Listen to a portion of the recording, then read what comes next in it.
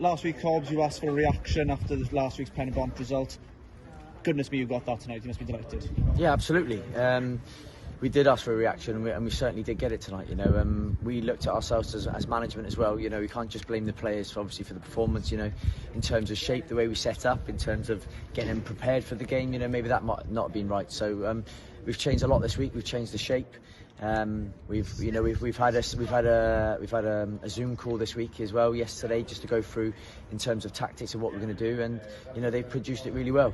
You could see there's a lot of preparation gone into that because the game plan worked straight from the offset, and you hardly gave them a chance at all in this game. Yeah, definitely. In terms of the way we set up, we set up to obviously go and press them high as well, but also we eliminated errors, which was nice, because I think the reason why we've been conceding so many goals is because we have been having so many individual errors. So in terms of that now tonight, not giving Gregor any work, so the boys in front have all done their job.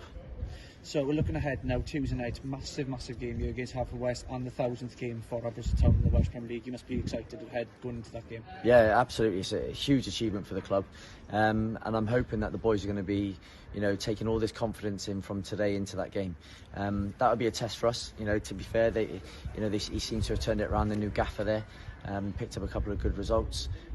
Again, a draw tonight. So I'm certainly looking forward to it, and we'll definitely have the boys ready to go. Corbs, many congratulations. Thanks for your time. Thank you. Cheers.